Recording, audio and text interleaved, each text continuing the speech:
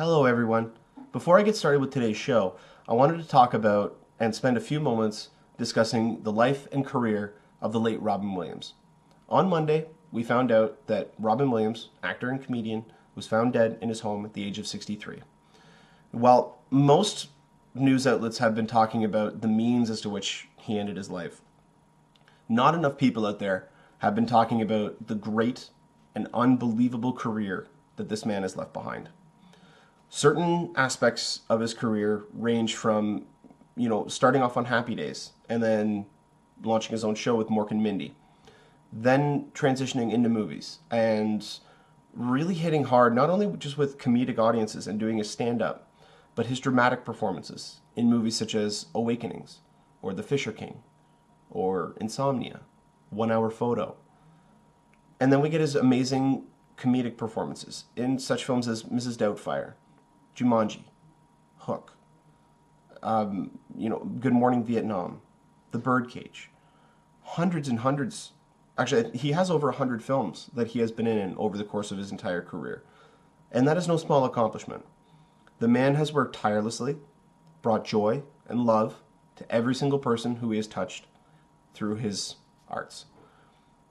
And it just really is with a heavy heart that we do have to say goodbye to this genius, this auteur of film, this man who was able to, through humor and through laughter, get rid of pain and suffering and bring us joy.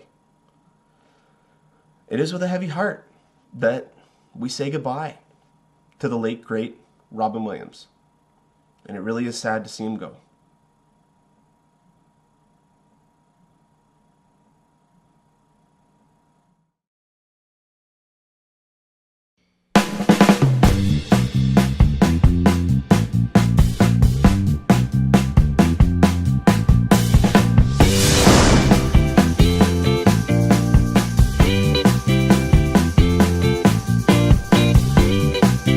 Hello everyone, Niklsun here, and welcome to Coming Soon Movie News with Niklsun.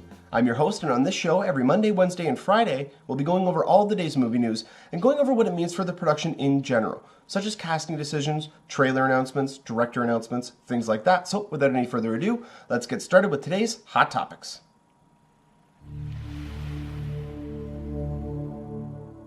And the first topic that we have to talk about today is kind of one that came out of left field. I mean, we've all known that this is a property that DC is working on. But this one is unusual, not only to me at least, for the people who are involved with it, but for what it means in terms of where this film could fit in the overall DC universe. So it was announced yesterday that DC has actually commissioned 2 separate Aquaman scripts to be written.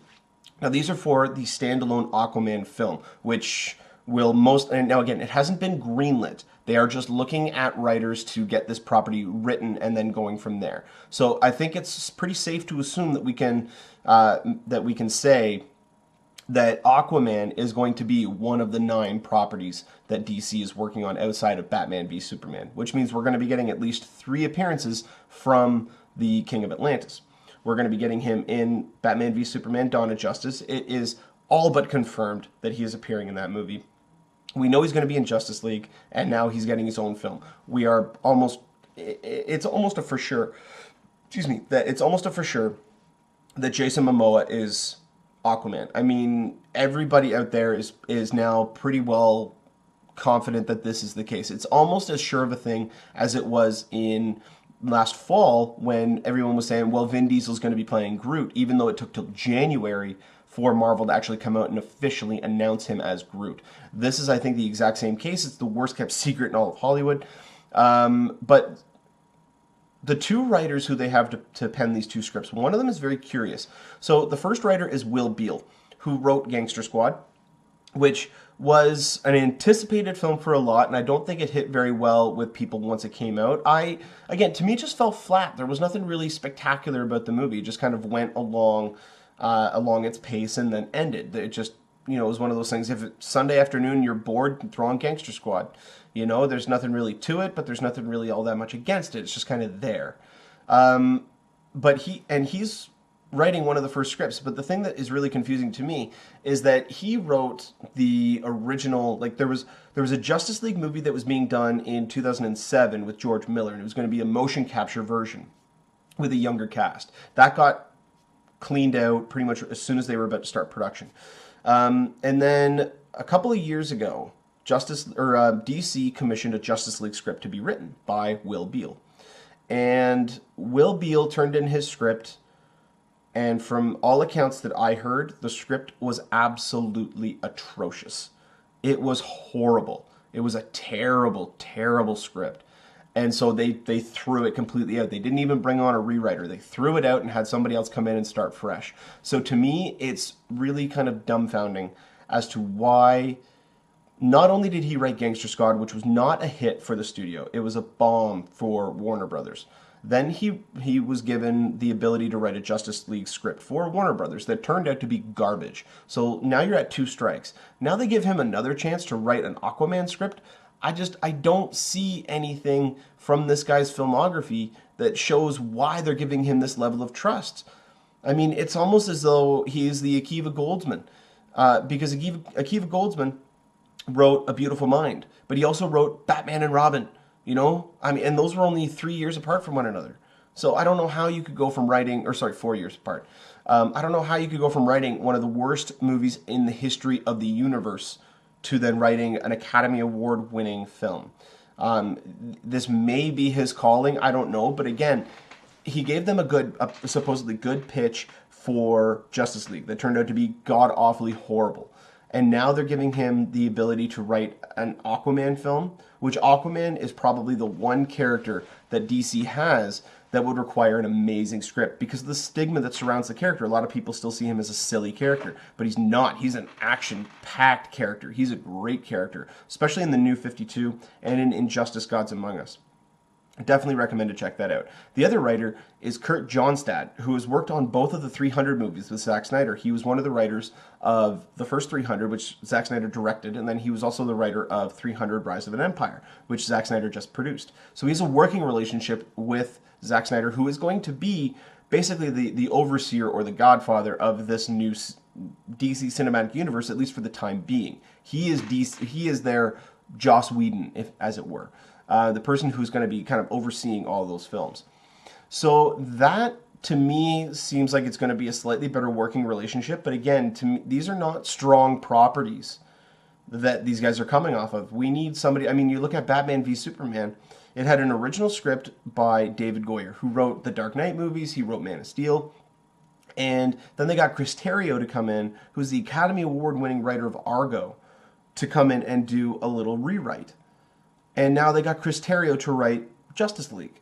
So I don't understand why they're backstepping and going with these level of writers on a property that is probably one of the most risky ones that they have. Because again, you gotta get rid of that stigma that most people have about the character of Aquaman. So to me, it's going to be really kind of interesting. And there's also no official confirmation as to whether or not this is going to be the August 2016 release. Because this is outside of Batman v Superman and Justice League, this is the only other one that we know is happening. I mean, Gal Gadot said that she signed on for 3 films, which means most likely a Wonder Woman standalone film is lined up, but we haven't heard any other movement on it whatsoever. We know that they are doing a Sandman film. Now, whether or not that film is tied in with this DC universe is another story.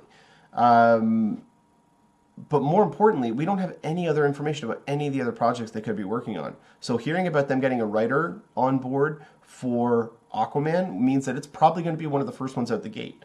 Whether or not that's the August 2016 release or the June 2017 release, I kind of hope it's not that one. I'm hoping for that one to be Justice League because I don't think we should wait for a late summer or a fall release date because the next one's going to be November 2017. But yeah, I mean, other things, like, people have been talking about how this is a desperate move on DC. They're like, okay, well, we need to get this property out there, so we're going to hire a whole bunch of people to write all these scripts, and we're just going to take the best one.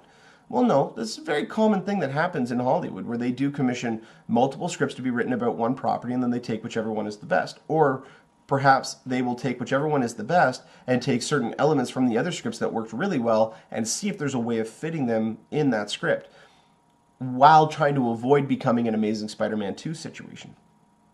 So this is something that I think could potentially benefit them, especially because we're now starting to get an idea of where they're going to be going.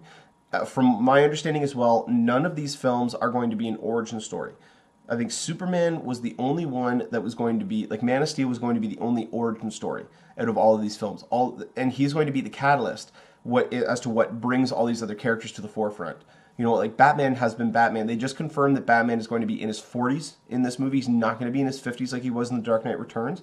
So he's been Batman for several years, 15 to 20 years at least. We also know that Wonder Woman is in the film, and she is not getting an origin. She has been Wonder Woman for a long time. She has been the Amazonian princess for a long time. Aquaman has been the king of Atlantis for a long time. So it brings to mind the fact that they are not having to go with origin stories, which I think is the right way to go. But also, I mean, when you look at certain properties that have one script written and then they have to have a rewrite done on that, it takes so much more time to do that. If they can commission 2 scripts right now and they get one out the gate already and they say, hey, we really like this take, we really like where you're going with this, and we would like you to infuse this, this, and this, and while they're waiting for those updates to be put into that script, they get another one in and they go, hey, you know what, that's a really good take on it, we'd like you to add this, this, and this. And then they get this guy back and they say, okay, actually, you know what, this script works really well, and this story block A, story block B, story block C work very well in the already existing storyline in this script, and it'll punch it up a lot better. We can remove the stuff that we've been kind of worried about and fit this stuff in there. It works, it fits really well, the story flows, everything fits well, and then they get a co-writing credit, and everybody's happy. More importantly, the fans are happy because we get a quality film. We get a movie that we can stand behind and say, you know what, that was great. Like Guardians of the Galaxy, one that everyone involved knew was a risk, and they knocked it out of the park. That movie is incredible. It's unbelievably funny. It's heartfelt. It's warming. It's the characters are great, and that's the way that you do a superhero film without having to do an origin story. And I think DC is really looking at Guardians to see, why did it work so well? Was it just the screenplay? Was it James Gunn's direction? Was it the eclectic cast that they got? Was it all of the above? You know, there's so many elements as to why that movie is a success, and you guarantee that DC is looking at that for their upcoming films and why that movie worked and what is the secret to Marvel's success. We don't have any official confirmation as to whether or not this project will actually exist, whether or not they're going to can this if both these scripts come back as bad. I mean, this is me sounding pessimistic, but I can almost guarantee Will Beall's script is going to come back and they're going to tear it up, because that's already happened several times. But if you get more information about this, I will definitely update you guys on here.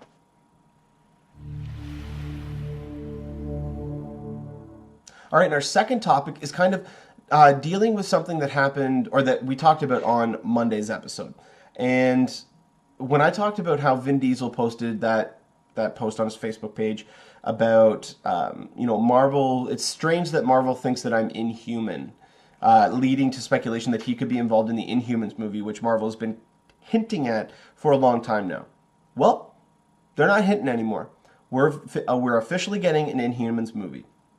So we don't know any details about the movie outside of the fact that they already do have a script commissioned. There is a script that is written. It will involve Black Bolt, it will involve Medusa and all the other Inhumans. But one exciting prospect of it is that the film could be dealing with and really hitting hard the fact that this is Marvel's X-Men. Because one of the ideas is that the main characters in the movie are going to be descendants, like earthbound descendants of the original Inhumans who are discovering that they have these powers, which I think is a really cool concept. And I think it's Marvel's way of saying, we don't need the X-Men rights back. We have our own X-Men. And watch, because Marvel Studios is going to be on the label of that, it's going to kill every single one of your X-Men movies. I guarantee that's the attitude that they have with it. So I think it's actually pretty cool, because it's a fantastic strategy on Marvel's part to keep putting out comic book movies, but having them all different in tone, in look, and even in their genre. I mean, like, you have comic book movies are now not just a genre anymore. They're not a genre of film. We have comic book movies now that are comedies. We have comic book movies now that are coming out that are going to be heist films, that are space operas, that are borderline horror films, you know, that are action films that have romantic qualities to them. You know, all of these different genres are now being explored within these movies. And if you're going into an Inhumans movie and really making it cosmic and weird, you're separating yourself from the influx of all these other comic book movies and really making yourself stand out. Because if you're getting movies that are all about flashy special effects and big tentpole action sequences and stuff, people are going to start to get bored about those. But if you make it different, if you make it feel different, like what they did with Guardians. Guardians felt different. It felt new. It felt fresh. It didn't feel like it was from something that was being adapted. It felt new. And if they can do that with some of these other properties, then you're not going to get that superhero fatigue, because each movie will be different. It'll be like going to see E.T. and then going to see Close Encounters, you know, and then going to see Jurassic Park, and then going to see Saving Private Ryan. You know, I mean, you have, that's just all from Steven Spielberg, but you have all of these movies from the same director, which would be all the movies from the same studio. And they're all vastly different. But you can still see his stamp on them. Marvel is doing the same thing with their movies. They are all going to be inherently different, but they're all going to have that Marvel stamp. Like Guardians and Captain America 2 are two very different films, but you can feel that they exist in the same world. And it just makes sense. But I think now, with us getting, you know, the fact that they are moving forward on an Inhumans movie, we can kind of start to get an idea, hopefully at least, what Phase 3 will include. So this is in no particular order, except for the first three. But Phase 3, I'm pretty sure, will be comprised of Ant-Man, followed by Cap 3, followed by Doctor Strange, most likely followed by Thor 3, or Black Widow, because we don't know exactly when we're getting Thor 3, and they've been really teasing a Black Widow movie. So that May 2017 could be either Thor 3 or Black Widow. Guardians 2 is coming out in July 2017. Then the Inhumans will be the November 2017 release, followed by Avengers 3 in May 2018. And that will be when the Guardians and the Avengers meet up to fight Thanos for the Infinity Gauntlet. And that's going to be the film to end all films. That's going to be a huge, huge movie. Again, Black Widow is another major contender for a Phase 3 film if she's able to get fit in there. Right now, there's only 6. If Avengers 3 is to come out in May 2018, which Kevin Feige very, very subtly hinted at, then we're most likely getting 6 movies in between Avengers 2 and Avengers 3. If they were to squeeze in another one, if, let's say, Avengers 3 is the May 2019 release, well, then we got a couple other properties we can squeeze in there, like Black Panther, like making sure there's both a Thor 3 and a Black Widow movie. But also, the rumored Iron Man 4, which, again, I don't know if that's actually going to come out. Robert Downey Jr. just said he's open to talking about it now. It's no longer a no, I'm done after 3 and coming back for Avengers 2 and Avengers 3. I'm pretty sure that he's open to coming back as long as the story's good. But more importantly, I think as long as Disney and Marvel are able to say, listen, you do Iron Man 4, we'll greenlight 3 films for you. We'll back 3 of your films for you. Or 2. Or 1. We'll back and distribute 1 of your films for you if you sign on to do this. You know, that I think is something that is feasible. But with Marvel moving forward with the Inhumans, again, it's a very fascinating time because we are getting new and unique superhero films. Films that are going to be separated from the Amazing Spider-Man 2s of the world, from the X-Men Days of Future Past of the world, you know, going from low end of the spectrum to high end of the spectrum. Those movies are inherently very similar. Not in story, but just in visualizations, in computer graphics and stuff like that. They are very similar. So having different locations, different sets, different themes, different styles will, I think, really help this film. But when we get more information about this or any other Marvel topic, I'll definitely update you guys on here.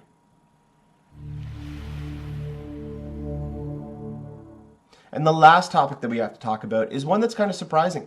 They've been working on a remake of Ben-Hur for a while now. They just, a couple of months ago, secured Timur Bekmambetov, who directed Wanted. He directed Night Watch. He directed Abraham Lincoln Vampire Hunter. Even though the guy had, like, with Abraham Lincoln Vampire Hunter, I did not like. But visually, it was very cool.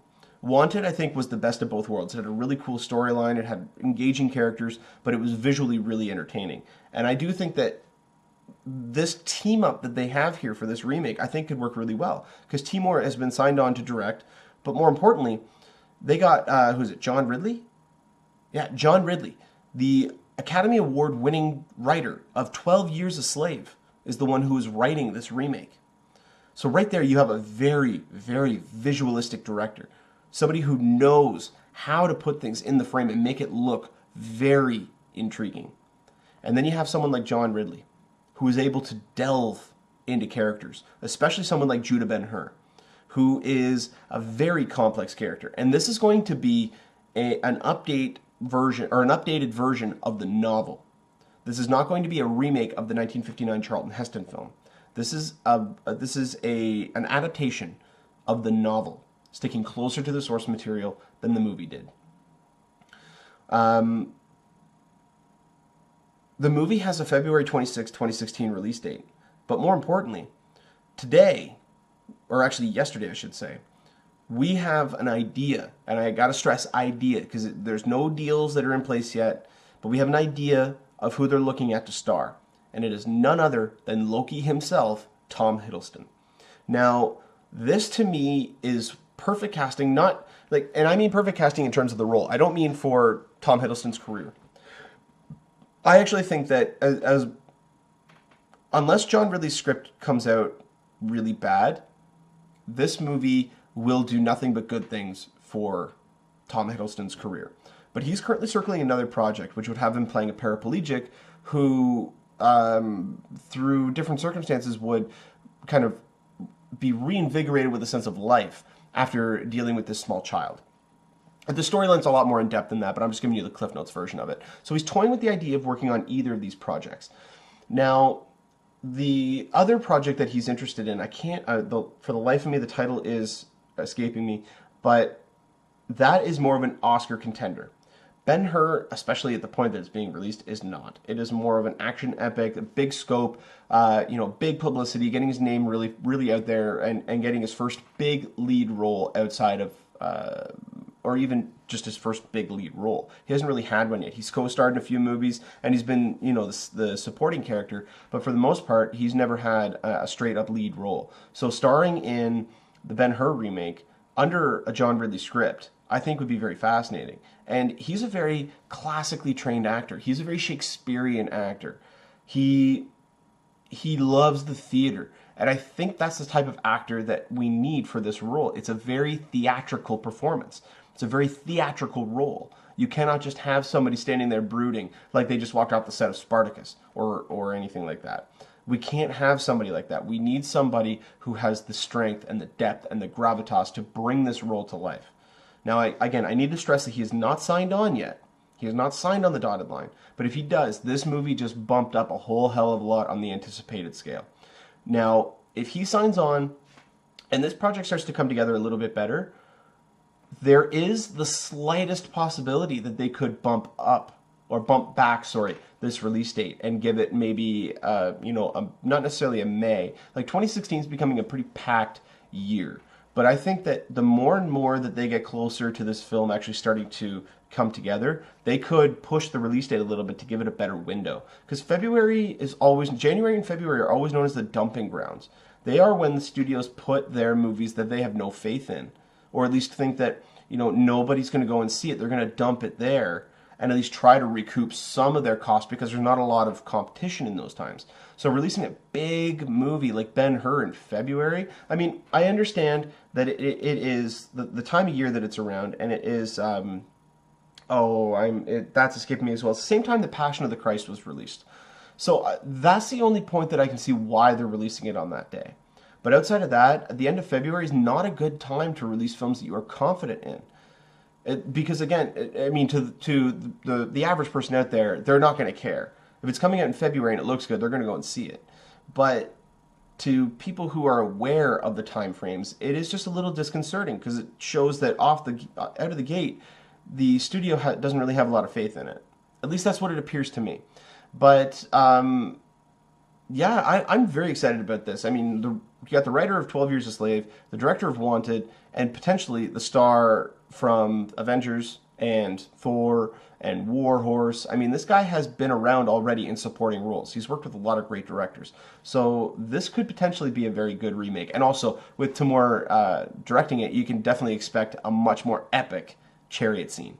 But yeah, this is all we know about this project as of right now. But if we get more information about the Ben-Hur remake, I'll definitely update you guys on here. Well, that'll do it for us here on Coming Soon Movie News with Niklsun. Thank you so much for watching. You guys have been a great audience.